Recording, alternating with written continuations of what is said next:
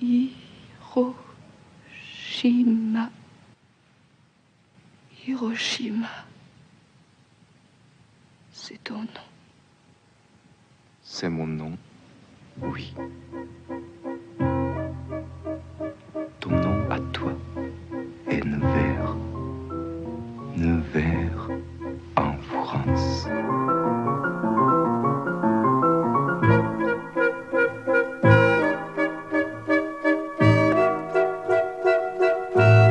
Fala pessoal, começando o episódio 223 do PFC, de novo com o filme de Alain Resnais. Já havíamos feito há muito tempo atrás num Dicas Triplas, o ano passado em Mariembá, mas hoje a gente vai de um dos seus grandes filmes, talvez o seu melhor, Hiroshima, Mon Amour, filme que ele lançou em 1959 e que muitos consideram como o marco do cinema moderno. O filme trata de trauma, trata de um amor impossível e trata de memória, como quase sempre é o caso quando a gente fala de Alain Resnais. Vamos começar a bater o papo, mas antes, aquele recadinho.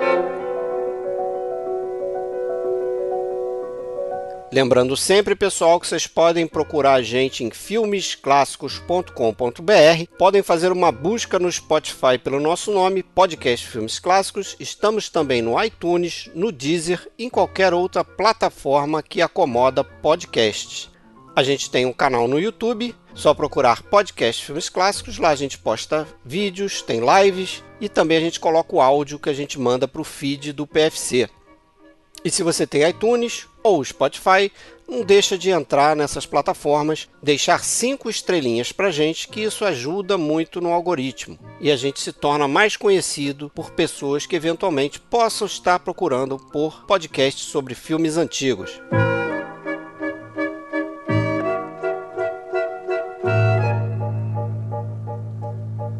Reste à Hiroshima avec moi. Il va venir vers moi. Il va me prendre par les épaules.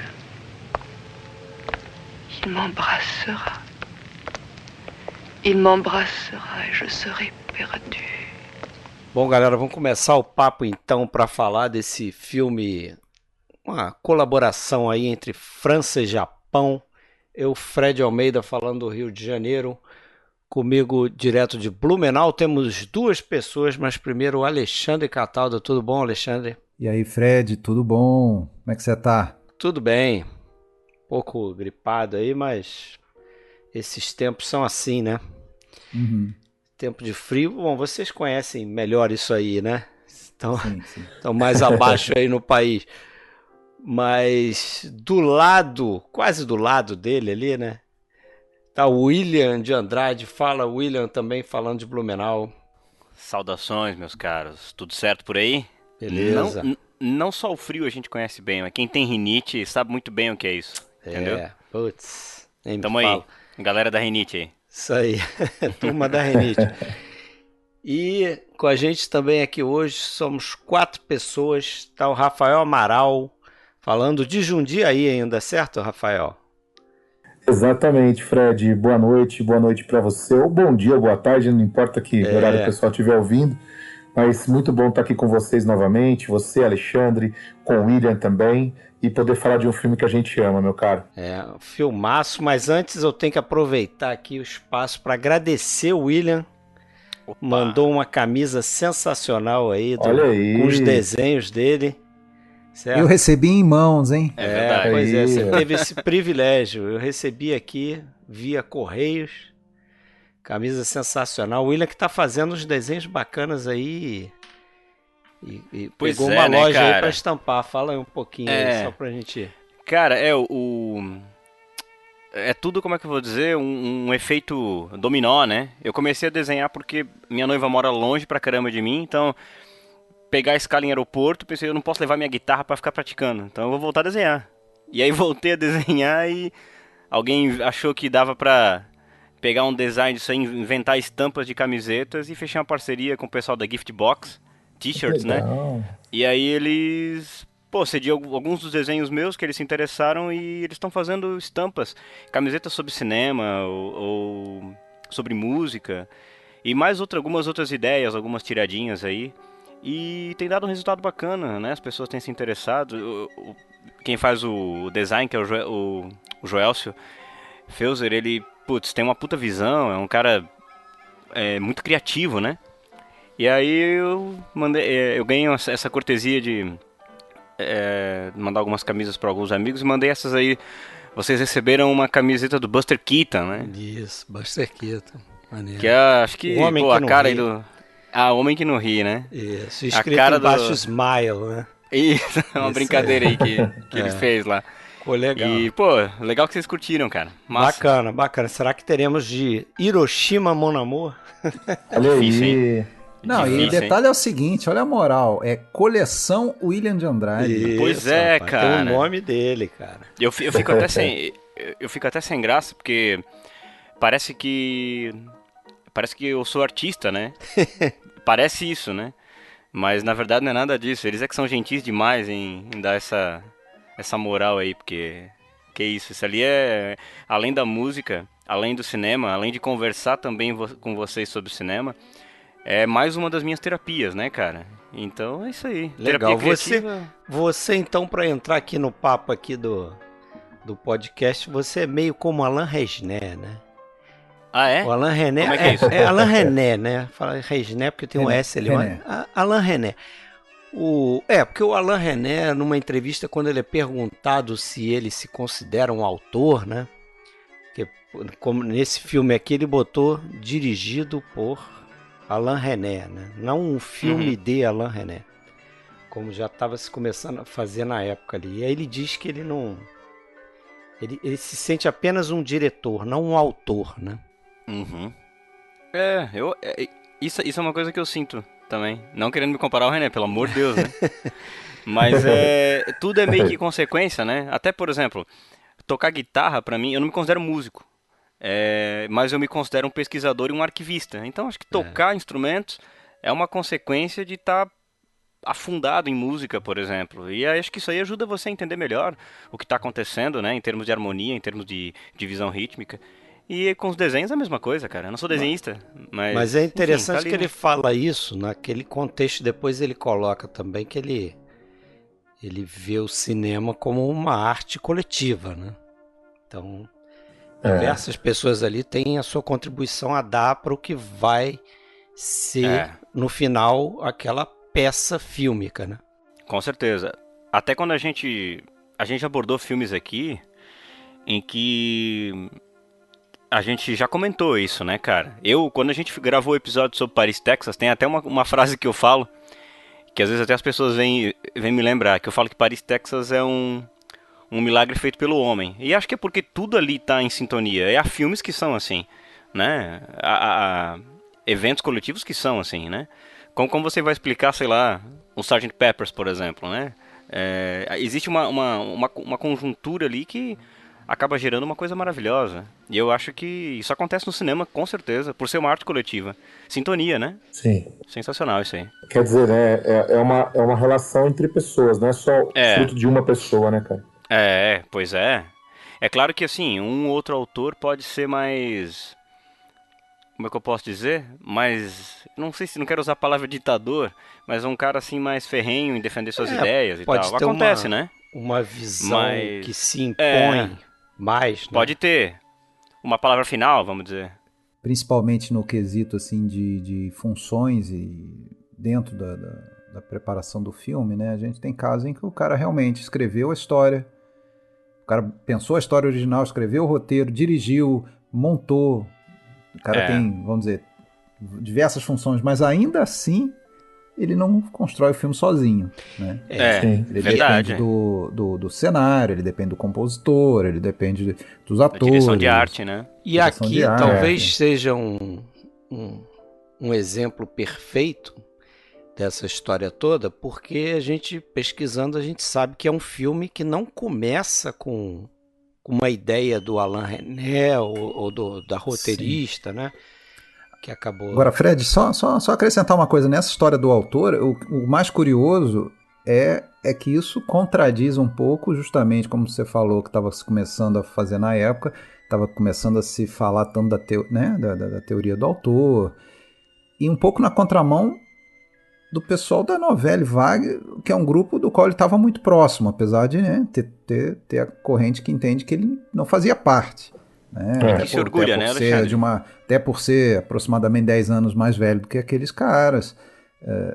Enfim, mas eu acho que esse é o fato mais marcante, né? O fato de que ele mesmo não se via como um autor. Né? E é engraçado porque quadrinho. A própria Novelle Vague se orgulha dessa pegada autoral, né, cara? Sim. Isso é irônico até, né? E assim, e esse filme aqui, pelo que eu pesquisei, muita gente na época considerou como visionário, né? Até várias outras pessoas olhando para trás, né? Muito depois do filme feito, o filme é de 59, olhando para trás, conseguem ver nele algo ali do que seria o cinema moderno, certo? Até um ano antes do Acossado, né? Que muitas vezes é colocado como esse marco, né? Mas, Fred, até só para complementar o que tu falou, por ser um filme que talvez... Eu acredito que vá trazer inovações, eu não tenho lembranças a montagem de flashback talvez antes disso. Ele é apontado muitas vezes como inovador nisso também, não sei se foi o primeiro. Não, até mas tem. Também... Tem flashback tem, sei lá, eu vi um filme de 1916 que tem flashback. Mas eu acho que a diferença aqui é que ele mesmo falava isso, né? Que ele considerava a memória do passado no filme dele era diferente do que acontece no Cidadão Kane. Né? Que o flashback ele não é deslocado assim no tempo, demarcado como não, agora você vai ver o passado. Ela meio que se funde, né? Exatamente. No Hiroshima Mon Amour, a coisa meio que se funde com as memórias que a personagem tem, né? O que eu ia falar até é que, talvez por ser um filme que talvez estava à frente, por causa dessa montagem meio poética, essas coisas todas, ele foi um filme também que gerou uma divisão, né? Eu tava lendo aqui nos meus livros aqui, eu tenho aquele livro da Pauline Kael lá, o Criando Kane. Não sei se vocês já leram esse livro. Já. Né? E ela fala meio sem paciência, assim. Admite as inovações e a estética brilhante do filme, mas considero o filme um pouco irritante. Olha só, eu tava lendo e falei, caramba, é um artigo que ela tá de saco cheio, assim, sabe? Falando daquele, fiquei impaciente quando não sei o que, não sei. Mas eu acho que dá pra entender esse irritante. Eu acho que é uma sensação que causa em todos nós, porque a gente tá acostumado a ter um outro tipo de narrativa. Né? É um filme, vamos dizer, fugidio, assim. A gente não consegue enquadrar ele numa caixinha. A gente tá vendo o que exatamente? A gente tá vendo um romance? A gente está vendo um documentário sobre a bomba atômica. A gente uma memória, é um sonho. É um sonho, é um grande sonho. Enfim, os passados daqueles personagens não ficam tão claros. O dela até um pouco mais, o dele muito pouco. O mesmo futuro fica um pouco incerto. Exatamente o passado dela sobressai mais, né? Acho que a personagem dela maior do que a personagem dele, né? E ela tem aquele trauma do passado. Só que o próprio René diz exatamente isso sobre as lembranças dela, que você pode até se perguntar se aquilo que ela está falando realmente aconteceu. E isso é um pouco também, você pode conectar um pouco com Kane, né? No sentido de que no Kane você tem a visão de várias personagens sobre a figura do Cidadão Kane, mas é a visão daquele personagem. Então, não necessariamente é o que aconteceu, mas é o que a pessoa observou, o que a pessoa montou na cabeça dela como se tivesse sido a verdade sobre alguma coisa no passado do Kane, né? E no caso dela acontece um pouco disso, mas nessa narrativa que parece que foge mais ainda da linearidade, né? Na minha opinião. Eu interpreto esse filme como eu acho que é uma história de uma tragédia coletiva, que é Hiroshima, né? Sim. E que essa tragédia, uma tragédia que não foi vivida por nenhuma dessas duas pessoas, nesses amantes, mas essa tragédia, ela de alguma forma ela desencadeia uma tragédia individual, né? Acho que a tragédia coletiva desencadeia uma tragédia individual, que é a tragédia da mulher, da personagem. São duas pessoas que se encontram casualmente em Hiroshima, dois amantes, e tem coisas curiosas aí, porque... Um europeu e um japonês, né? E um asiático, né? Isso é importante. Duas pessoas, isso é importante.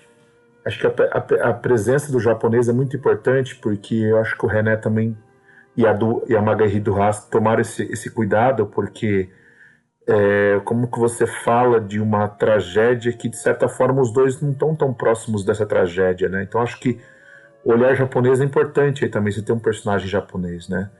Mas, ao mesmo tempo, eu acho que nenhum desses dois olhares dão conta do que foi essa tragédia, né? Você vê que o próprio personagem japonês, ele fala que ele não estava na cidade quando a bomba caiu ali e tal. Sim.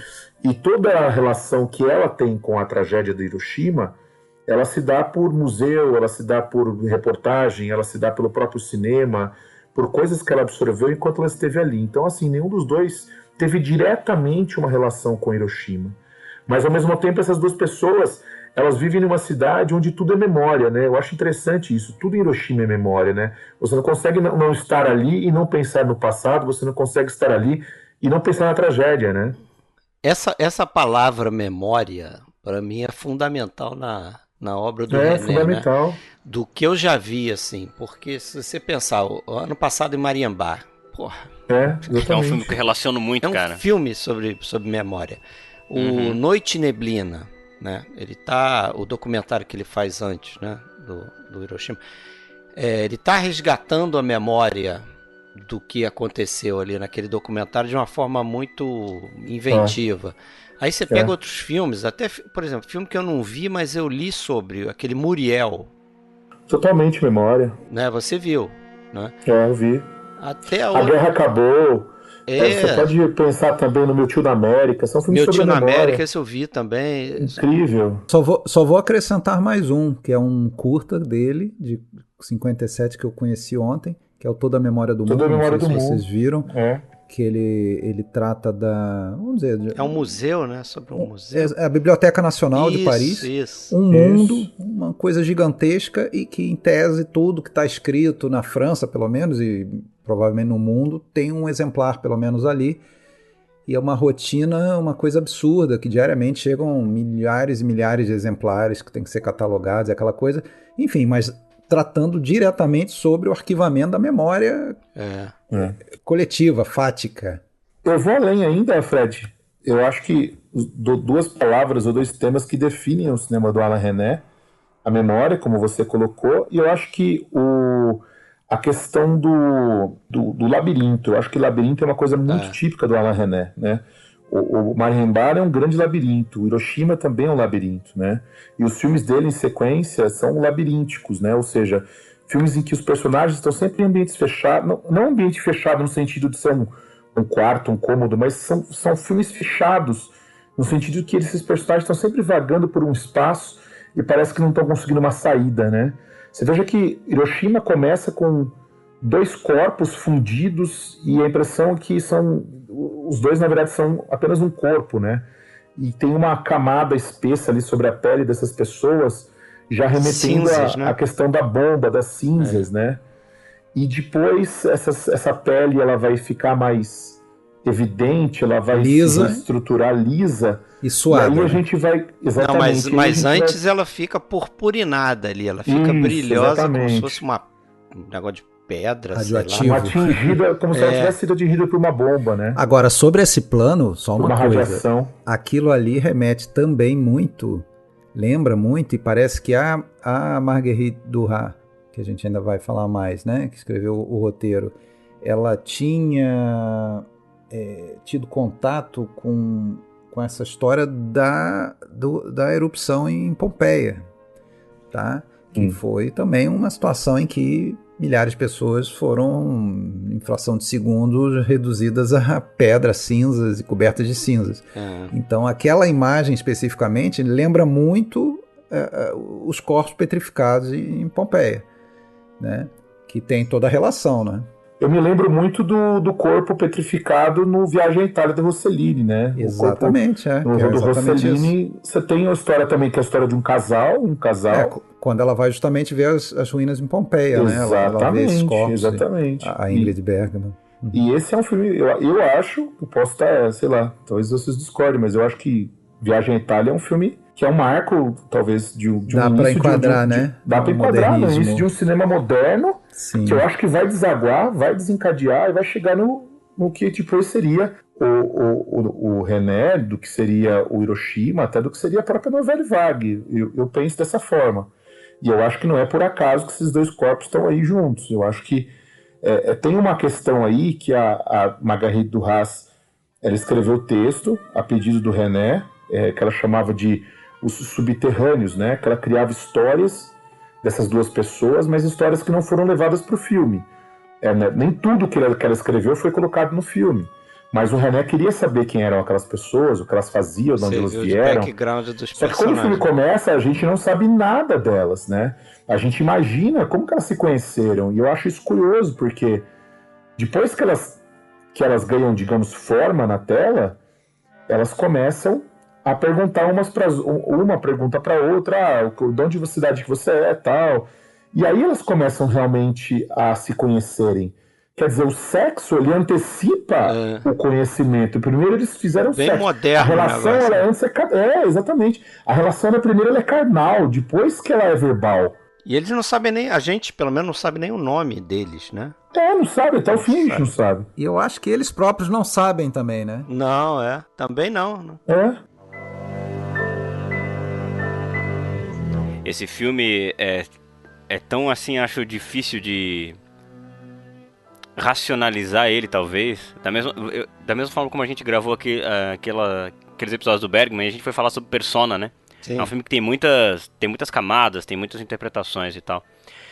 A minha visão é um pouco parecida com essa que o Rafael teve, que o Rafael falou aí, mas tem tanta coisa ali que eu vejo também de forma psicanalítica. Eu vejo as tragédias, tanto coletiva, que acarretaram nas tragédias pessoais desses personagens, como uma personificação de traumas, assim, daquela personagem, especialmente dela, né? E é engraçado que a analogia com Hiroshima é perfeita porque a tragédia coletiva de Hiroshima trouxe essa mutilação de corpos, a destruição, né, de lugares, de pessoas, os escombros e tudo mais, e uma toxicidade, né? Que eu acho que, no caso dela, a tragédia pessoal dela, a toxicidade do que aconteceu com ela é traduzida justamente por talvez um julgamento social. Ela teve em plena Segunda Guerra Mundial um romance com um soldado alemão, que o nazismo era o demônio encarnado, né? Então, assim, ela é julgada por isso, né? Eu acho que a mazela tóxica do que acontece com ela é traduzida nessa mazela social, assim. Lembrando que isso aconteceu realmente com muitas mulheres, inclusive aquela atriz Arletty, que está no Boulevard do Crime. Ela passou por isso. Ela foi, além de ser banida do cinema por alguns anos, ela ficou reclusa em casa, não lembro se por pouco tempo, até, não chegou a um ano.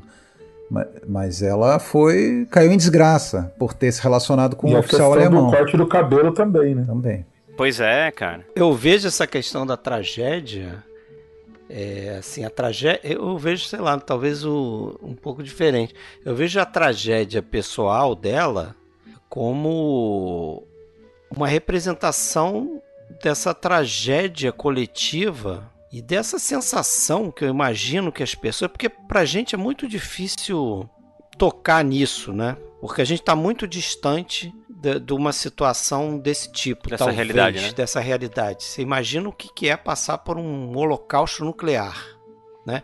E não só você localmente passar por isso, os japoneses. Eu digo no sentido da coletividade do mundo. Imaginar a tensão, o medo da repetição disso. Exatamente, disso. o que pode ser a repetição disso numa escala global, entendeu? Aí eu acho que entra um pouco até aquele diálogo inicial, bem fragmentado deles, mas que, poxa, a gente entende perfeitamente que ela diz que conheceu Hiroshima, viu o museu, foi 3 vezes, e ele diz, não, você não viu nada. Comment aurais-je pu éviter de le voir?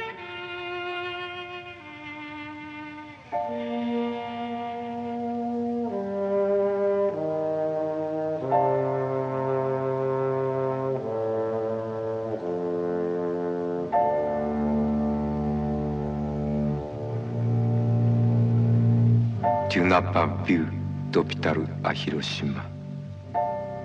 Tu n'as rien vu à Hiroshima.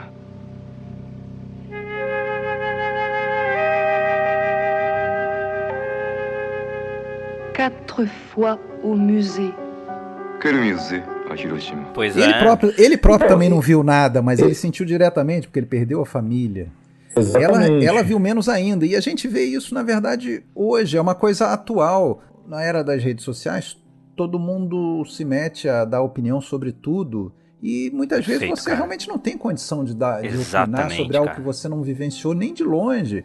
Perfeito, Você está cara. sentado no teu conforto e você quer falar sobre, sei lá, a fome na África, sobre o problema da imigração na Europa. E como assim? Você não está minimamente passando perto disso para opinar.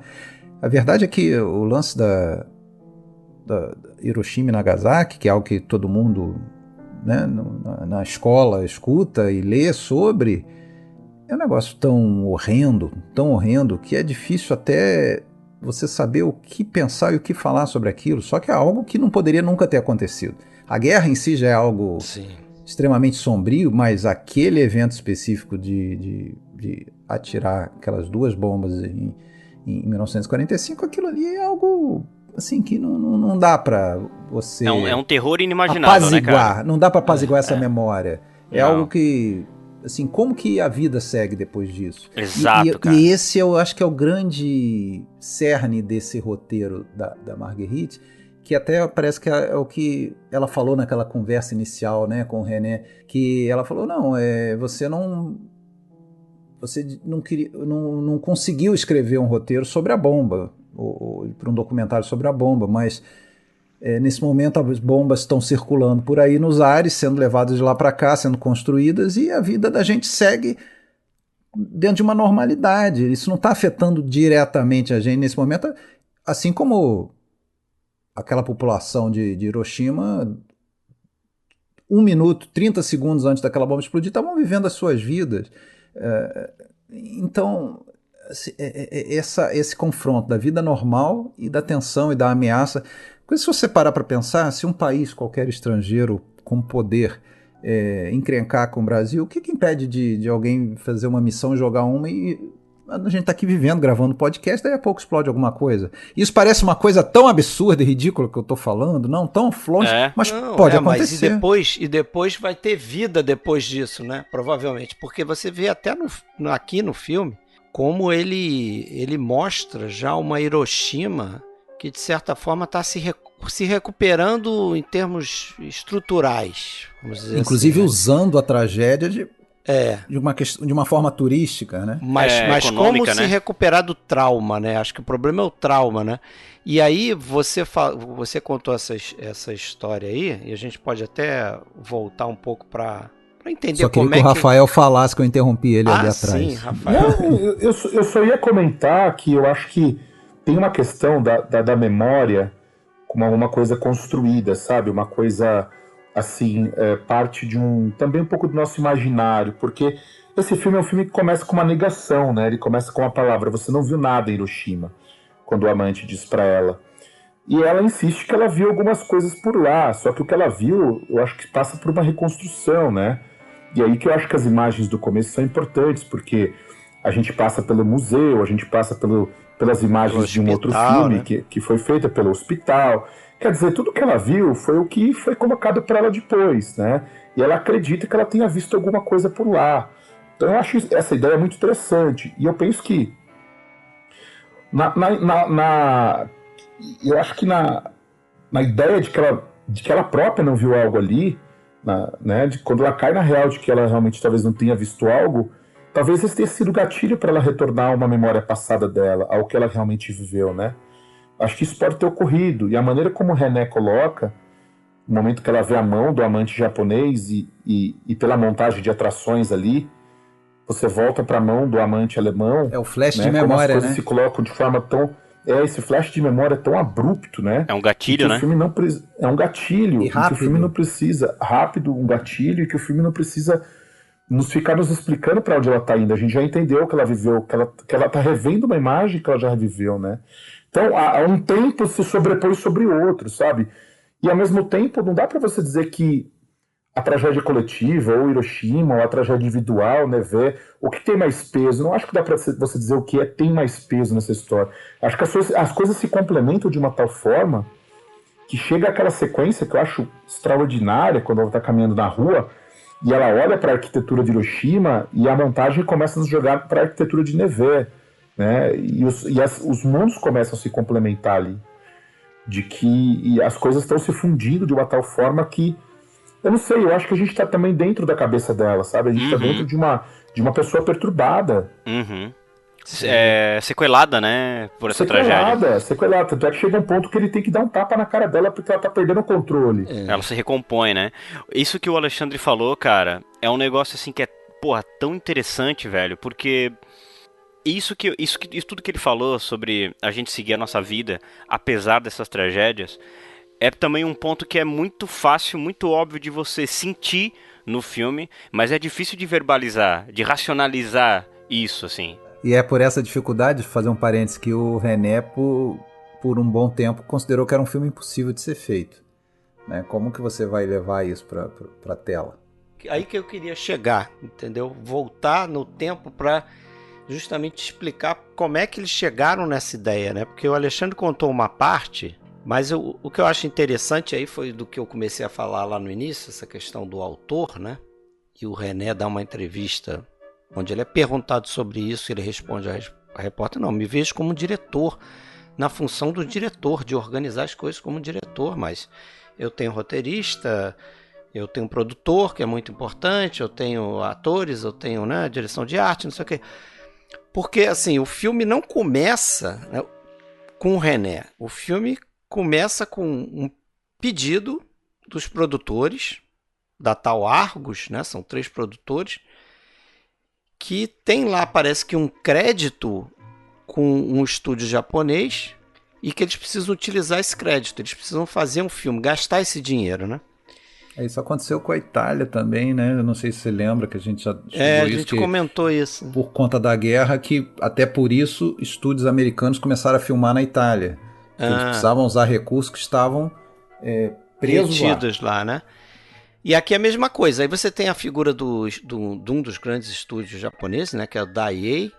E aí eles encomendam, René, a gente quer que você faça um filme sobre bomba atômica. E ele começa a lutar com aquilo ali, né? Como é que eu vou fazer um filme, né? Como é que eu vou... Um documentário inicialmente, né? Inclusive. Seria um documentário e não um longa-metragem, né? Porque seria, acho que talvez aproveitar o trabalho dele ali no Noite Neblina, para ele fazer um documentário. Só que ele começa a ver que é impossível, né, fazer um filme assim, naquele momento, sobre a guerra nuclear. E aí ele começa a fazer um trabalho com o Chris Marker, né, que é um cara importante também, que vai fazer o La Jetée, né, um curta muito interessante também, mas o Chris Marker parece que fica 10 dias com o René, sai e indica um conhecido dele que tinha morado no Japão e tal. Esse cara escreve um roteiro junto com o René. Ali ele vê que não dá para fazer o filme daquela forma, ele não fica satisfeito com o roteiro. Aí ele vai procurar eles sugerem uma escritora para ele e ele sugere a Marguerite Duras, né, para escrever o roteiro.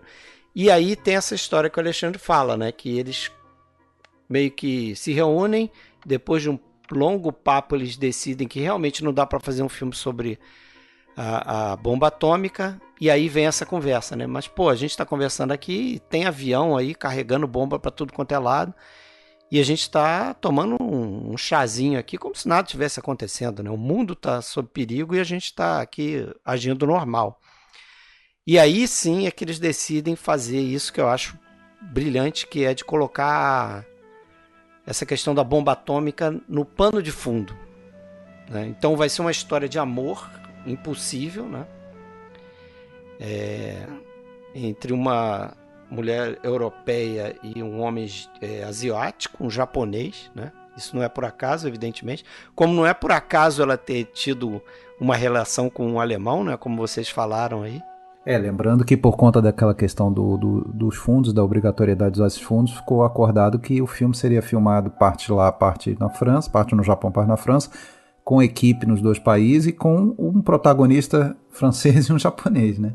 Que é exatamente como foi construída a história foi construída a partir disso, né? Sim. A francesa sendo a Emmanuelle Rivat, né? Primeiro filme dela como protagonista, né? Pô, eu já vou logo dizer, cara, pra mim é uma atuação fora de série. Fantástica, né? Fora de série. Né? Impressionante, assim, sendo uma estreante de cinema. Tudo bem que ela já tinha experiência de teatro. Ela já tinha feito um papelzinho pequeno ali, até num filme com o Jean Gabin, assim, mas um papel ridículo. Mas assim. Ela mesma fala que no teatro, geralmente, ela fazia papel de mocinhas, ingênuas, que foi o primeiro papel dela de mulher mesmo, né? Por assim dizer. O papel dela também é muito moderno, assim, né? Uma mulher emancipada, vamos dizer assim. Né? Demais. Bem distante do padrão do que era na época, né? A gente tá falando do final dos anos 50, né?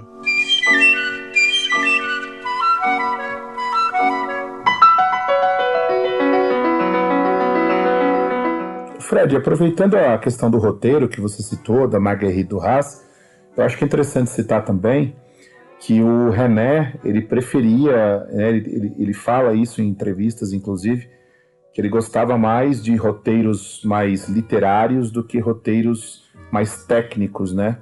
Que ele gostava mais de transpor diretamente um livro, né? Um texto literário para o cinema, que ele via mais elementos cinematográficos no texto literário do que no roteiro técnico. E por isso que também ele voltou a trabalhar com outros romancistas, né? Robbie Grillet, por exemplo, no próprio Marimbá, e outros escritores que acabaram contribuindo com ele em outros filmes que ele fez. Eu acho que é um caso aqui interessante de citar isso também, né? Que ele não curtia muito essa coisa do roteiro técnico. Sim. Eu acho que aqui funciona muito bem. O próprio Eiji Okada, coitado, ele parece meio mecânico, né? Já que a gente está falando dos atores, ele parece meio mecânico porque ele tem que decorar as falas dele em francês foneticamente, né? Ele não aprendeu francês, o cara tinha que decorar. Se bem que a gravação de som não foi som direto, então isso foi feito na dublagem, né? Mas de qualquer forma, ele aprendeu. Mas ele tinha que, né? Ele não falava francês. Falar com a boca lá para depois dublar. Aproveitando, já que você falou do Okada, ele foi escolhido muito por ter trabalhado no filme Hiroshima, de 1953, de um cara chamado Hideo Sekigawa, que foi um filme, inclusive, do qual o René se utilizou de várias sequências para usar naquela parte inicial do filme, principalmente, né, que é uma parte documental, os 15 primeiros minutos, em que a gente vê as imagens dos eventos, não dá sem pra ver ainda ter não. visto. É difícil, sem ainda ter visto os protagonistas. A gente só escuta a voz, eles dialogando, mas a gente não está vendo eles por enquanto. A gente está vendo aquelas imagens. Então o Okada, ele estava nesse filme Hiroshima, que aliás foi lançado mais ou menos na mesma época, um ano depois do Filho de Hiroshima, né, do Kaneto Shindo. E curiosamente, ou não, né, esses dois filmes saíram só depois de acabar a ocupação americana, né, que foi até final de 51. Né, porque, obviamente, durante a ocupação americana você não poderia tratar esse assunto, né, que não precisa nem ser um filme que condene os americanos. O assunto, basta por si lembrar, só, né? Ele já é condenável.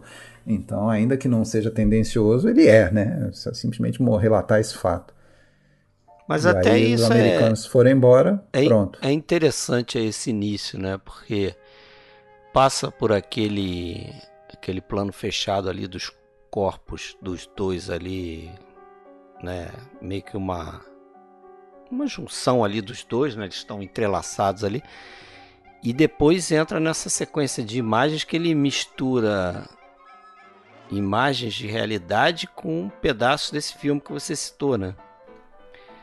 Então ele faz essa mistura mesmo, né, de ficção e realidade, e tem coisa ali que, cara, eu tive que abaixar o olho assim e ler só a legenda, porque não dava para ver algumas coisas.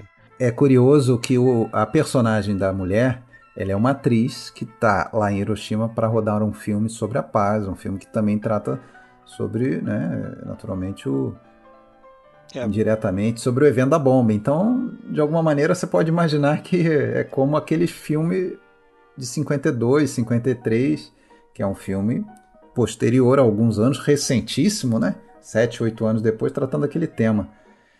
Não devia ser fácil, né? Eu fico imaginando os atores, os extras, os figurantes encenando serem vítimas de uma bomba. Provavelmente todos ali tiveram pessoas mortas na família. E algo recente, né? Que estava na cabeça de todo mundo, recentíssimo, né? Pois é.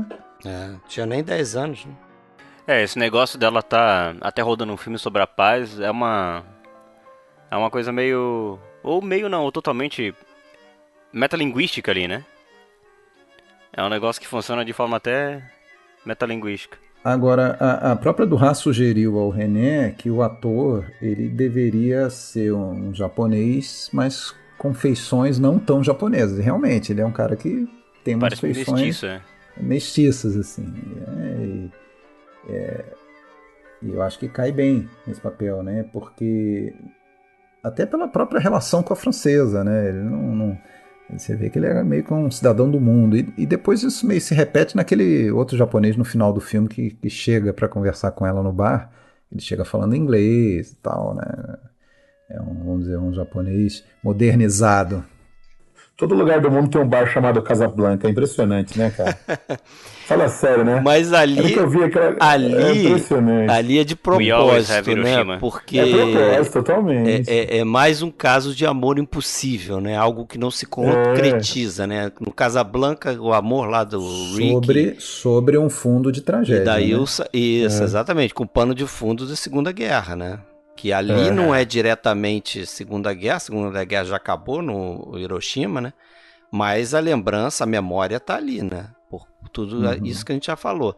Então não é por coincidência que eles vão lá. Não é. Meio que acabar no bar Casablanca, né? E tem uma coisa importantíssima sobre essa questão das bombas. Acho que todo mundo sabe, né? Mas além das mortes imediatas, né? E das mortes nas semanas seguintes, de ferimentos e coisas assim, muita gente foi desenvolver doenças justamente naquela época ali de início dos anos 50, e que foram aparecer casos de leucemia, casos de coisas como consequência da radiação, né? Então, os efeitos prosseguiram por muito tempo. Quando a gente fala que é recente, é mais recente ainda, né? Porque ainda estava aparecendo efeitos, né, de malformações, né, contamina a geração, né, uma segunda geração, né. Crianças que nasceram deformadas, né. Exato, E isso é que eu acho bacana, bacana não sei se é a palavra, mas eficaz na narrativa, porque da mesma forma que a personagem tem sequelas psicológicas da tragédia pessoal dela, a analogia faz isso, né? Mostra as sequelas físicas do que aconteceu fisicamente naquela cidade, né? Através da radiação, através do nascimento de crianças que nasceram deformadas, as doenças que chegaram depois, como sequelas também daquela agressão, daquela tragédia coletiva, né, cara? Eu acho que uma das coisas que mais fica forte pra mim nesse filme é justamente o que o Alexandre falou, de que não se deve esquecer aquilo. A memória é importante nesse filme porque a gente tem que lembrar daquilo ali. E é uma coisa que e tu vê, é uma coisa que acontece muito hoje mesmo. Até hoje, quero dizer. Uma tragédia acontece e a gente... beleza, amanhã tem outra tragédia sendo televisionada, e a gente segue nossa vida achando que aquilo tá distante da gente. É até curioso, nesse filme que eu citei, que o René usou, o Hiroshima, no início do filme, estamos numa sala de aula, o professor é justamente o Okada, e ele está reproduzindo uma gravação em áudio documental ali, relatando os acontecimentos do dia da bomba. A tal hora, o avião tal, altitude não sei o que. Então ele está relatando aqueles fatos. E aí, no meio daquela audição da turma, uma aluna passa mal e fala, para com isso, não para, desliga. Ela começa a sofrer, né? As crianças estão chorando e tal. E essa aluna que está sofrendo ali justamente ela abaixa a cabeça assim e o professor vai acudir ela e vê que está sangrando pelo nariz. E aí, imediatamente, já levam a menina para fazer exames e ela está com leucemia, porque ela foi contaminada, vítima ainda, né?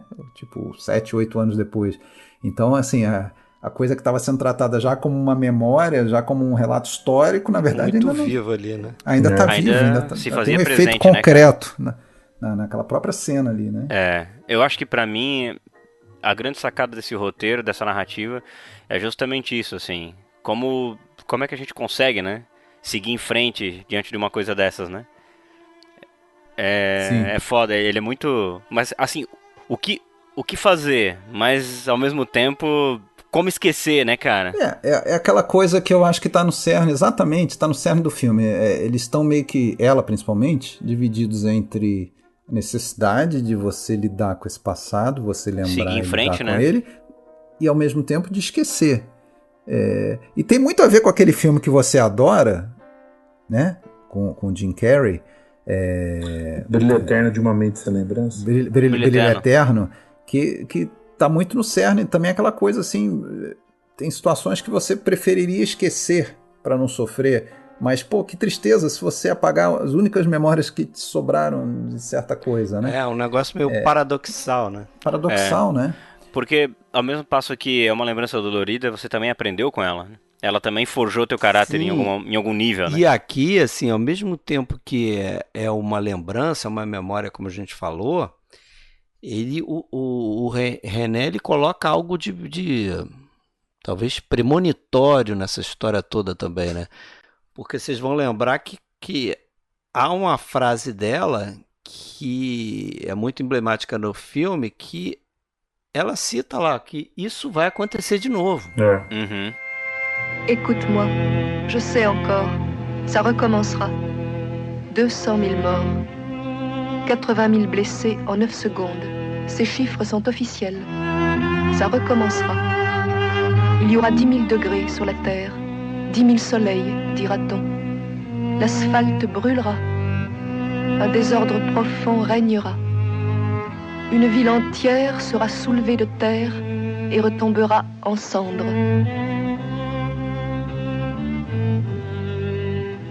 Des végétations nouvelles surgissent des sables. 4 étudiants attendent ensemble une mort fraternelle et légendaire. Né? Essas coisas vão acontecer de novo. 200 000 mortos, 80 000 feridos, que é algo incrível, né? Porque geralmente você tem mais ferido do que morto. Né?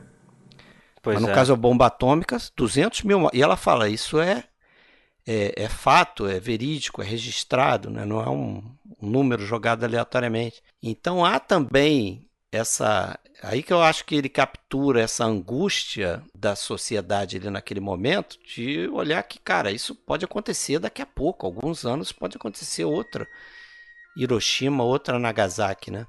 E aí, fazendo uma brincadeira aqui, eu já começo a ficar preocupada, o Alexandre, porque a gente, às vezes aqui, fala de algumas coisas nos episódios. E elas acontecem. E as coisas acontecem. Isso, e a gente fez um episódio aí sobre guerra nuclear também, há 2 episódios atrás. Vamos falar a verdade. Isso que você está falando 7 dias de maio. É que a gente fala... Pois é. Isso que você está querendo dizer é o seguinte, é porque a gente trata de filmes antigos, e filmes antigos, a maioria das pessoas já faleceu, e quem não faleceu está com 90, lá vai pancada. Sim. Então, é razoável, não é uma grandíssima coincidência que muitas vezes tem um ator desse que está vivo e né, em breve não vai estar. Não é culpa nossa, poxa. Omar Sharif, foi mal. Sacanagem, cara.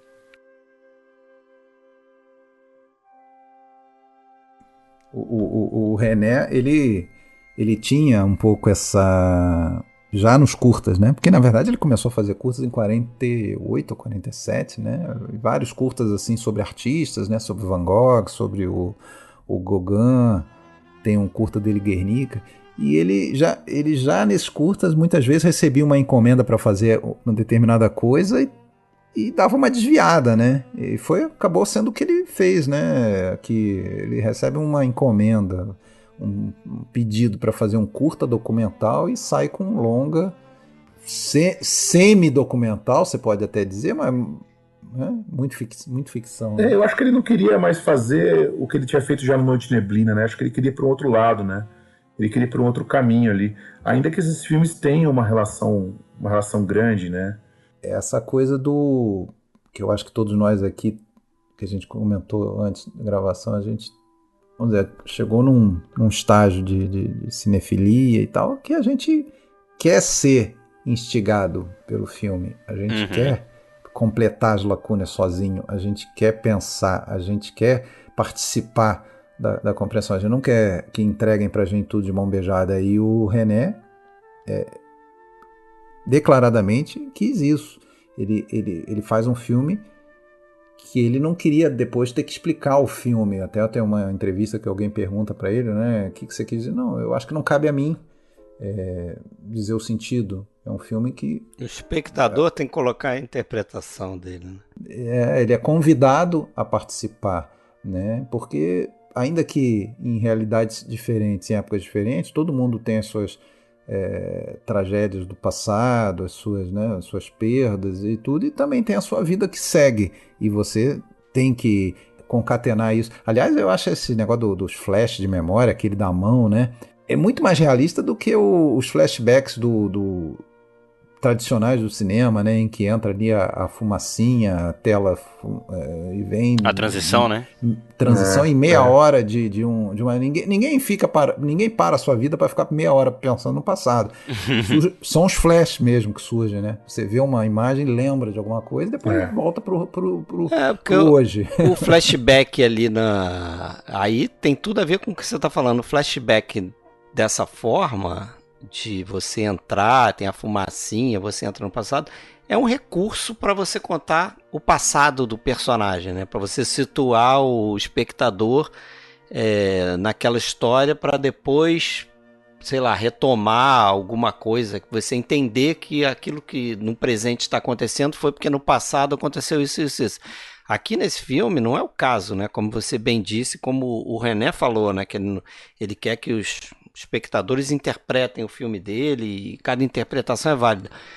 Que é justamente você joga aquela imagem, né? E realmente é assim que a memória deve funcionar. Eu acho que isso também ajuda a entender porque na época esse filme foi considerado tão revolucionário, né? Porque no nível da narrativa, o flashback ele não existe aqui para explicar o presente, né? Ele não está intimamente relacionado, são questões diferentes que estão se cruzando. Ele é muito ele é dialético, né? Eu acho que essa que é a questão, a montagem aqui é dialética, porque ela está pedindo para a gente uma soma, uma compreensão de uma soma de partes, né? Ela não está pedindo para a gente uma continuidade, não é simplesmente você precisa olhar para o passado para você entender o presente, né? Eu acho que o passado ele rompe como uma manifestação, uma completude do que ela está vivendo no presente. Tem uma coisa curiosa também, que tem um momento do filme em que o personagem japonês pergunta para ela, você contou essa história para o seu marido? E ela fala, não, eu só contei para você. E ele fica feliz, né? Quer dizer, aquilo que ela viveu em Nevers, com aquele amante alemão, ainda que Nevers, ela fala isso no filme também, que é uma cidade com a qual ela sonha toda noite, tal, que ela lembra que é parte da vida dela, ela nunca tinha compartilhado aquilo. Então por que Hiroshima é o gatilho, né? Acho que esse é o grande enigma do filme, né? Por que Hiroshima torna-se um gatilho para ela viver aquilo lá? E a minha interpretação, que eu já tinha até comentado aqui, eu acho que vai um pouco por aí, porque eu acho que Hiroshima é uma cidade de memória, é um lugar onde você não consegue pensar em outra coisa a não ser no passado, né? É um lugar que você não consegue... Eu acho que aquelas pessoas, a impressão que dá vendo o filme, é que elas não conseguem viver o presente, elas estão vivendo só o passado, de rememoração,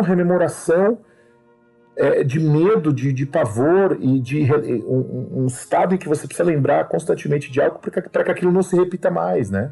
Tanto que ela diz que, nessa mesma cena aí que ela fala de Nevers, ela diz que nunca pensa em Nevers, mas sempre sonha. Exatamente. Né? De certa forma aquilo está no subconsciente. Aquilo invade ela sem que ela queira, né? Sem o controle, Aquelas sequências do flashback de Nevers, em que após ela ser descoberta e ter a cabeça raspada, a família coloca ela num porão, né? É um porão. Aprisiona aquilo, né? ela, né? É um porão. E ela entra em colapso ali total. Ela lambe a parede, morde, chupa o próprio sangue. Os dedos ensanguentados. E o filme pontua o momento em que acaba a ocupação, porque ela fala que ela tá ouvindo a Marselhesa, né? Tem um momento que ela fala, eu tô ouvindo as pessoas cantarem a Marselhesa lá fora, e aí a gente já entende que a ocupação acabou, né? Que os franceses estão marchando. E tem uma outra questão também, que eu acho muito, muito interessante do filme, como o japonês passa a interpretar o papel do alemão, né? Porque ela começa a se referir ao japonês e falar com ele fala em primeira pessoa, como se ele fosse o alemão. E ele aceita o papel do alemão, né? Ele pergunta, né? Eu estava... Como é que é? Você, quando estava no porão, eu estava morto? Exatamente. Você está distraído assim? Se você está distraído, você não entende. Ele aceita o papel de viver o alemão, como se a impressão que dá também é que, no fundo, eu acho que ela não sei, eu posso estar indo longe aqui do que eu tô falando, mas eu acho que no fundo ela não amou mais ninguém além daquele alemão, né? Acho que no fundo ela não, foi o grande amor dela que ela perdeu. Eu ia talvez colocar de outra forma, cara. Você não acha que a memória dela... E aí eu vou falar exatamente o contrário que você acabou de falar. E aí, né, o René fala, cada um interpreta. Você não acha que a memória dela pode ter sido, o gatilho pode ter sido justamente ela se apaixonar violentamente de novo com uma pessoa que ela sabe que o amor vai ser impossível de manter? Aquilo de certo. Pode ser, faz sentido.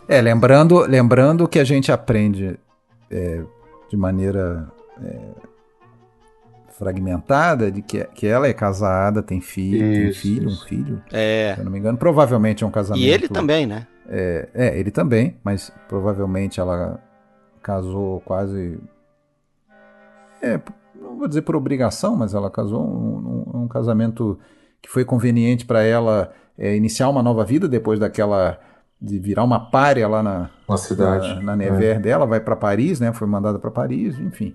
E uma vida pacata. Tanto é que eu acho que ela disse também em algum momento que ela já tinha tido outros casos. E também você pode até interpretar por que ela quis se tornar uma atriz, né? Será que não era uma necessidade de viver outra vida? Será que uma necessidade de colocar outras acho que ela chega a falar isso, né? E aí, cara, tem uma coisa também que eu acho paradoxal nessa... Até o filme acho que expõe muito bem isso, que é essa questão da efemeridade das coisas, né? E ela coloca isso também num diálogo, quer dizer, isso aqui vai acabar, isso tudo aqui vai acabar, nossa paixão, nossa relação aqui vai ser efêmera e vai acabar. E ao mesmo tempo que isso acaba para coisas boas, isso funciona. É um alento quando você pensa que as coisas ruins acabam também. Exatamente, como é o caso de Hiroshima, né, do trauma de Hiroshima. Então, ao mesmo tempo que a paixão dela por aquele homem, ela sabe que é efêmera a paixão, aquilo não vai seguir. Então ela é a primeira a dizer, não quero mais, né? A gente passou uma noite aqui, mas não quero uma segunda. Se bem que eles se repetem, né? Eles voltam. Da mesma forma, essa efemeridade vai ajudar as pessoas a curar as feridas de Hiroshima, né? Tem duas coisinhas do documentário que vem nos discos, aí, tanto brasileiro quanto... Não, acho que no brasileiro só. Que é um documentário de 31 minutos, Tempo de um Retorno. É legal esse documentário. Né? É legal. E tem duas coisas que eu anotei ali que eu achei bem interessante. Primeiro que ele cita, além de, claro, o Casablanca, todo aquele lance que você já comentou, ele cita o Orfeu também, e ele cita Um Corpo que Cai. Né? Que é aquela coisa de lembrança do passado, de você querer reviver... Tentar reconstruir o passado, né? Reviver uma pessoa, de alguma maneira, né? De alguma maneira, o japonês pode ser quase uma repetição do alemão. E outra coisa que ele cita, que eu acho que estavam do mesmo lado na guerra, inclusive. Exato. Só falta dizer que o cara com quem ela casou era italiano. Ela fechou o álbum do Eixo. Da Tríplice. Mas outra coisa, só a segunda coisa que eu queria comentar que ele fala no documentário que eu achei muito interessante é o lance dos rios, né? Que a gente talvez não pense sobre isso, mas ele chamando atenção, você para, toda hora aparece um rio. Tanto em Hiroshima, inclusive naquela parte documental, ele explica que Hiroshima tem um rio que se divide em 7 braços para chegar no mar, e toda hora aparece ali. Inclusive a cena do café, quando eles estão no café sentados perto da janela, dá para ver o rio atrás. E quando vai para Nevers, também tem lá o Loire. É falado quase em tom documental que o Loire é um rio que não é navegável e não sei o que, mas é muito bonito. E o cara é morto às margens do rio. Então várias coisas importantes acontecem às margens dos rios. E os rios são sempre muito simbólicos dessa coisa do fluxo da vida, passagem do tempo, né? Da continuidade, né? Então acho que realmente cai muito bem. A água que corre. Uma coisa que me marcou muito dessa vez que eu assisti, que eu não tinha me ligado da outra vez, cara, essa cena toda dela naquele porão, de cabeça raspada, vivendo em condições, assim, absurdamente precárias, que vai remeter ao que aconteceu na Segunda Guerra com os judeus e tudo mais. É verdade. A gente aprende sobre isso desde sempre, desde a escola, desde documentários, desde filmes que retratam sobre isso, né? Essa parte histórica. E uma coisa que me chocou, que me choca, e talvez ela é muito sutil nesse filme, mas me marcou muito agora, é pensar que ela é colocada nessa condição não só pelos próprios compatriotas dela, mas pela própria família, né? A própria família incube isso a ela. E isso é uma coisa que quando eu tava assistindo o filme, esse pensamento veio na minha cabeça e eu fiquei, caraca, bicho. A guerra, a Segunda Guerra, o Holocausto que aconteceu em Hiroshima é uma ausência de humanidade, e a gente aprende isso sobre como é que eu posso dizer? A gente aprende sobre as consequências disso como uma coisa trazida pelos governos, né? Pelo homem poderoso, ganancioso que é e tudo mais. Ele entra em conflito com outro líder de Estado, e quem sofre são as pessoas. E aí ali você tem essa mulher num calabouço de cabeça raspada em condições precárias, exatamente como aconteceu historicamente com os judeus. Você tem ela colocada ali não só pelos próprios compatriotas, mas pela própria família, assim. E essa ausência de humanidade, assim, é um negócio que ali pra mim foi é uma acusação, é uma denúncia do filme, mas é traduzida ali naquela forma. Não houve compadecimento daquela família, essa família foi acometida de uma desumanidade que normalmente a gente atribui aos governos, a grandes líderes e tudo mais. E ali no seio familiar isso aconteceu. E isso é uma coisa que dessa vez que eu revi esse filme faz muito tempo. Eu vi esse filme há muito tempo, eu vi, sei lá, 2011, 10. E agora isso me pega de um jeito assim, eu assisti e eu fiquei estarrecido com isso, sabe? Uhum. É aquela coisa da vergonha, né? Que a situação impõe à família, mas seria equivalente a hoje uma família ter vergonha de, sei lá, de um filho que tem uma outra opção sexual, alguma coisa assim, e vou trancar ele em casa e vou esconder, enfim. Que é pra ninguém saber. Agora, esse filme, essa situação dela, Cabeça Raspada, me lembrou muito aquele filme, que não chega a ser um grande filme, mas é um filme que eu já vi 2 vezes e que eu gosto, que é o 5 Mulheres Marcadas. Não sei se vocês conhecem eu nunca vi, bicho. Do Martin Rich, em que tem uma situação similar, que a história se passa na Iugoslávia, e que tem 5 mulheres ali que são, vamos dizer, acusadas de terem tido relações com os alemães, né? Que é a Johnny Morrow, a Vera Miles, a Silvana Mangano, enfim, todas elas com a cabecinha raspada ali, né? É uma coisa que impressiona, assim, né? Porque era um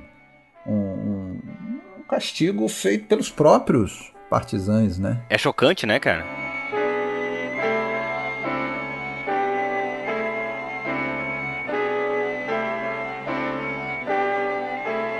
Outra coisa também, Alexandre, que eu acho que é legal citar, só agora mudando um pouco do assunto, mas ainda dentro do filme, a questão do... Eu não sei se vocês pararam para pensar nisso, mas a gente tem ali um caso de... Bom, eles estão... É um relacionamento, é um adultério, né? Eles estão vivendo um adultério ali. cada um Duplo duplo adultério. adultério, cada um deles são casados e tal. Um duplo escapismo, né? E eu estava lendo um texto do Paulo Emílio Salles Gomes. O Paulo Emílio escreveu vários textos sobre esse filme, Hiroshima, Meu Amor. E eu estava lendo um dos textos dele, eu achei uma colocação dele bem interessante, que ele fala que, na época que esse filme saiu, o adultério em si não foi questionado, né? As pessoas se encantaram com o filme, viram o filme, e poucas pessoas comentaram sobre o adultério. E ele argumenta que o motivo disso é que é um filme tão hermético, é um filme tão complexo e, ao mesmo tempo, tão calcado na memória, que a impressão é que as pessoas não passaram por cima da questão do adultério, em uma época em que isso era mais, digamos, pegava mais, inclusive aqui na sociedade brasileira, né? E que isso não foi tão comentado como se poderia, que o adultério acabou ficando num segundo plano pela própria força visual, expressiva e essa questão da memória que está no filme, né? E vocês acham que tem tanta importância assim, essa questão do adultério? Eu não sei, eu fiquei pensando nisso também. Eu acho que ajuda muito a gente não ligar para isso. Primeiro, o fato de isso ser tratado muito tenuamente, a gente não vê. Isso que eu ia falar. Não tem nenhuma foto, nenhuma imagem dos cônjuges. Ele não personifica os cônjuges, né? Ele só... E outra que assim, né? Diante de tragédias tão grandes como uma bomba de Hiroshima, como, enfim, tragédias assim, algumas convenções sociais, digamos assim, não são tão importantes, né? Eu acho que foi encarado dessa forma mesmo, né? Ele não é um filme que busca... É engraçado, talvez esse filme, acho que ele é tão provocativo, tão cheio de provocações, que talvez essa que o Rafael apontou seja até uma delas mesmo. O adultério, esse escapismo, ele não é tematizado, né? Ele não é. É natural, né? O tema ali é outra coisa. O tema ali é outra coisa. Isso já torna moderno, né? Eu acho que foi nessa linha que você quis falar, né? Extremamente, Ele não é tematizado. E aí a gente acaba prestando atenção nisso que o Alexandre falou ali. A sequela das guerras, né? Porque tem ali o que aconteceu em Hiroshima e tem a Segunda Guerra. A gente acaba, depois que tu vai, sei lá, parar pra pensar, né? Mas lembremos... Se é que tu vai parar pra pensar, né? Lembremos que o senhor David Lean já tinha feito lá o Desencanto, que a gente tem ali Onde o tema é esse? Uma paixão impossível e efêmera e de dois casados também. Sim, sim. Mas da mesma forma você conhece muito pouco, né, Exato, das outras partes, né? Como esse aqui, você tem a personificação do que teria sido o grande amor da vida dela, na figura do alemão, você consegue ver, você tem um ator interpretando, né, aquele namorado dela lá, quando ela tinha 20 e poucos anos, e você não tem nem a esposa do personagem do Eiji Okada, nem o marido dela, né? Então isso é só dito, realmente, você não se conecta. E outra coisa que eu fiquei pensando também, a última vez que eu vi agora o filme para esse podcast, é que esse flerte com o documentário eu acho ele importante, e em alguns momentos o René, ele coloca elementos ou personagem ou pessoas ali na cena em que a gente fica pensando qual que é, né, essa bendita dessa tendência de ficar procurando funções para as coisas, né? A veinha do final, exatamente, né? Aquela senhora que fica entre eles observando, ele pega o cigarro, passa com a mão na frente da senhora. E eu fiquei pensando nessa senhora, né? Tão aleatória ali, mas ao mesmo tempo tão poético, né? Aquilo tudo. Mas tem uma função técnica ali, né? Que aí a câmera fecha nela e no Okada e sai a mulher do quadro. A Riva foge. Justamente para ela ir embora. E aí quando eles viram... Ela já não tá lá, né? Ela já debandou. Mas eu me peguei com aquela senhorinha ali. Eu achei ela super simpática também. Falei, cara, né? Abelhuda. Tava ali na boa ali e tal. A impressão que dá, eu não sei. A impressão que dá é que ela tava ali por acaso quando eles foram filmar. Sei lá, quem que pensou naquela senhorinha, né? Eu fiquei com isso na cabeça, assim, enfim, né? São uma das coisas que me fez pensar. Interessante essa lembrança. É engraçado que aí ele vai oferecer o cigarro para Rivar.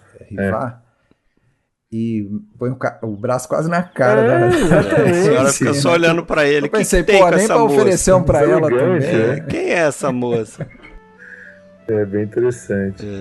E a Riva sempre tentando escapar, né? Fugir, vai pro hotel, volta. E eu acho que, me perdoe se eu tô dando algum spoiler, que não viu o filme, mas acho que não é um filme de spoiler, né? Acho que é um filme pra você ver como um todo. Não. Mas aquele final certeza. me faz muito pensar, né? Você é Hiroshima, você é Neve, né? Como se eles fossem representantes daqueles locais, daqueles mundos que se colidiram, né? São dois mundos que se colidiram, duas memórias que se colidiram, né? A impressão dá que, no fim das contas, não sei, a impressão que eles não são nem pessoas, não são nem seres, né? Eles são memórias, né, cara? Eu acho que se você interpretar pelo ponto de vista meio que psicanalítico, a gente é o tempo inteiro bombardeado com imagem do que aconteceu em Neve, do que aconteceu em Hiroshima. Talvez o que ele quer dizer é que essas pessoas são fruto dos seus próprios traumas, né?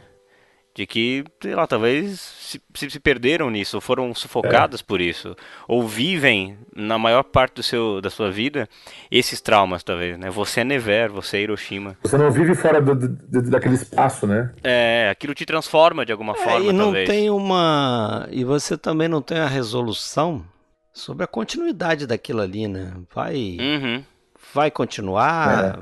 A grande pergunta, o grande drama exposto na superfície do filme é: ela vai embora, mas ou não vai? A dúvida, vou ou não vou? Em princípio ela chega vai. A falar, né? Ela chega a falar ali no... Em princípio ela vai. Parece que sim, que ela tá decidida aí, mas tem um momento que ela fala: não, vou ficar em Hiroshima do seu lado. Talvez ele planejasse um Hiroshima, meu amor, parte 2. Você não sabe ali o que é desejo, o que é, né? O que é verdade ali que vai se concretizar. Claro, isso não é importante, mas em algum momento do filme eu cheguei até a pensar se de fato ele existe. Sabe? Porque a gente é muito...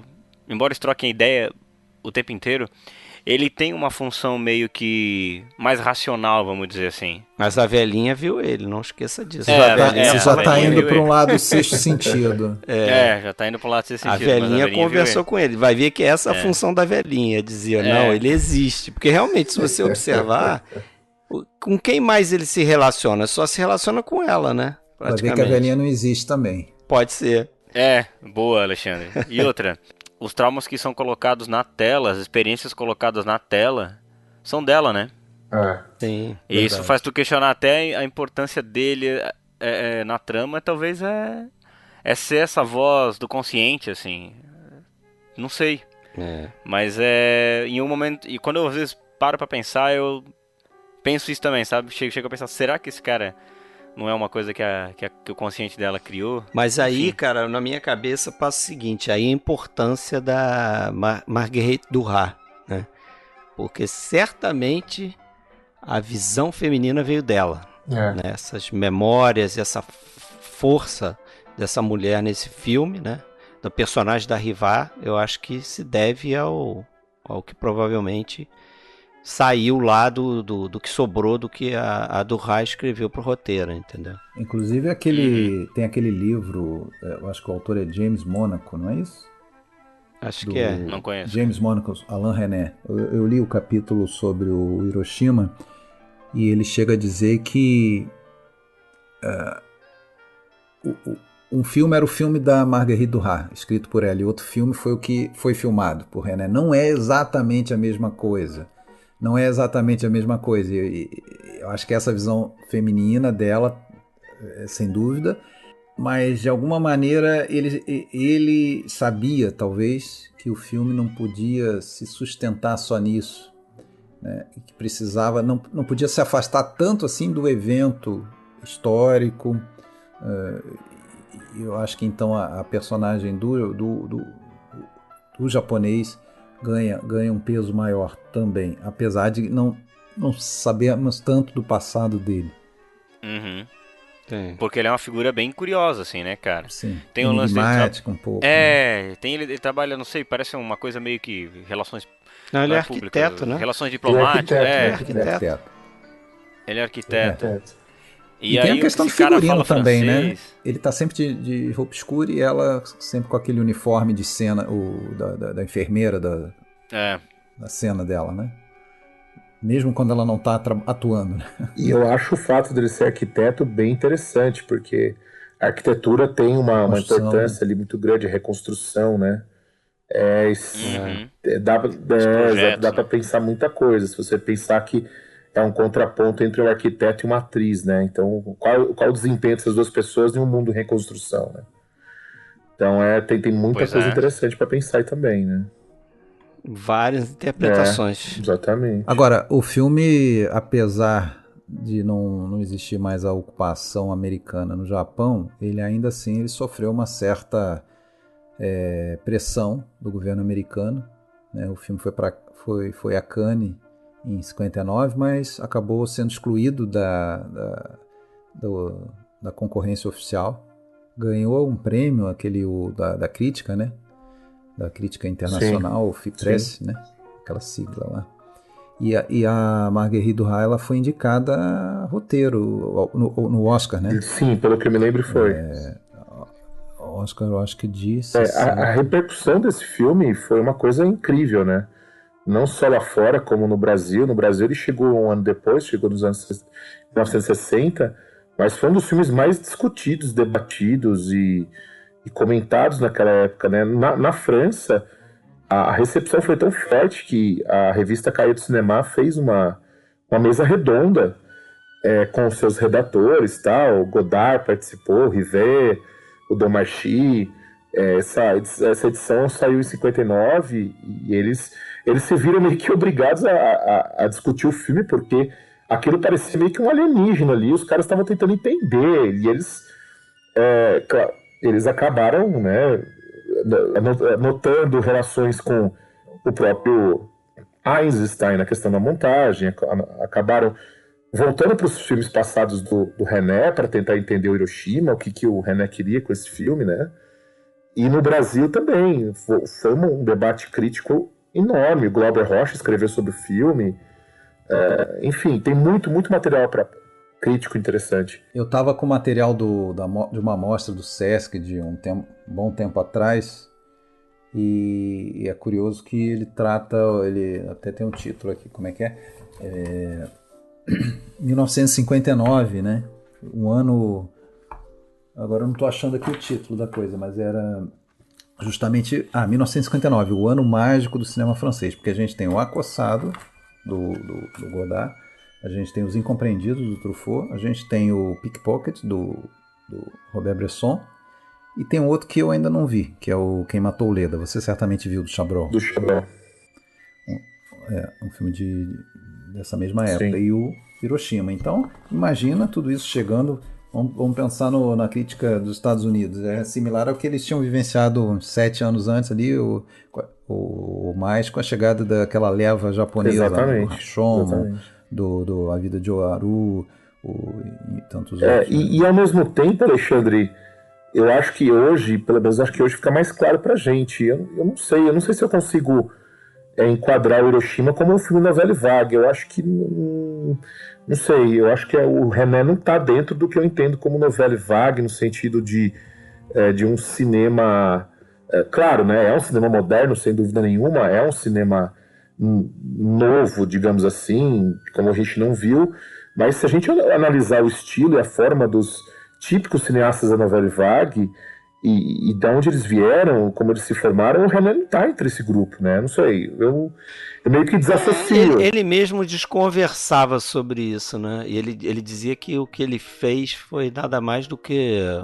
seguir com a tradição do cinema, né? E inclusive eu li que, não sei em que aspecto, ele e a Marguerite Duras tinham na cabeça o Intolerância, do David Griffin.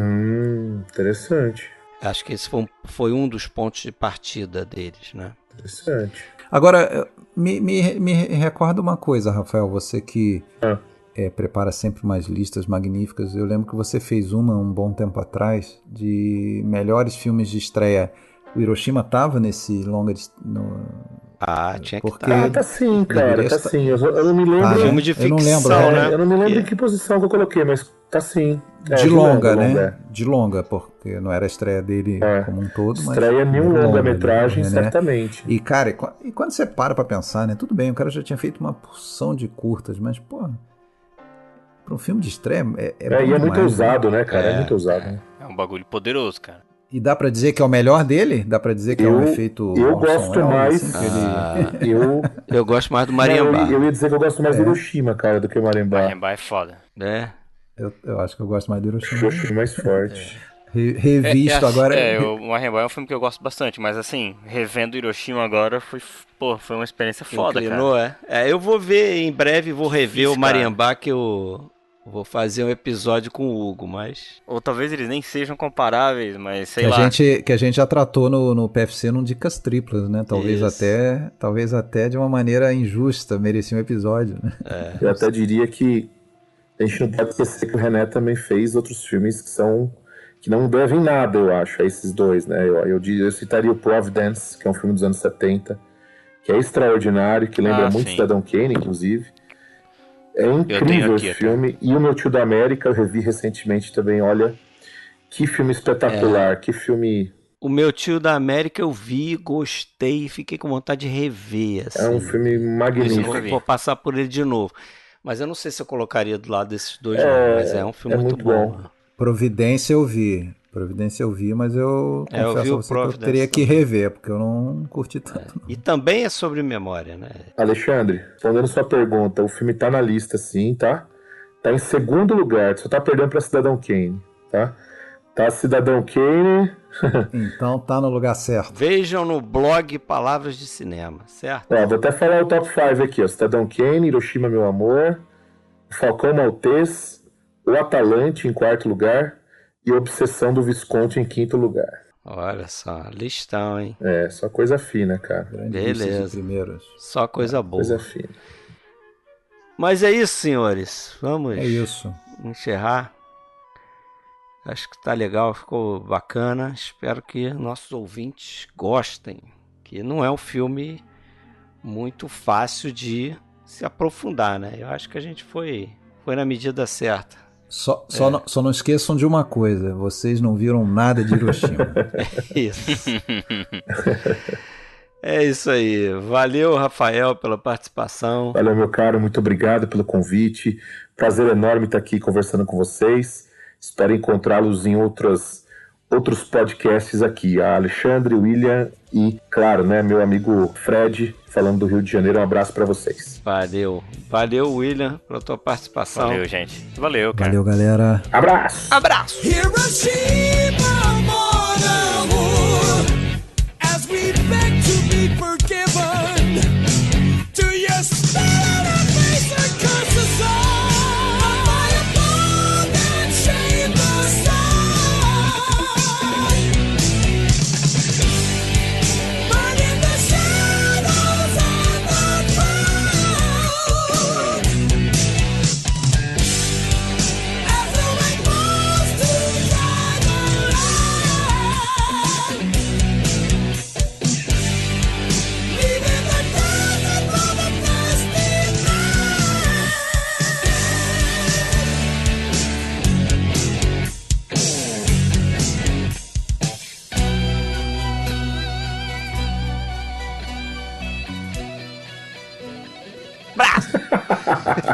Se não tem esse abraço, né? Vai ficar 3 braços aí.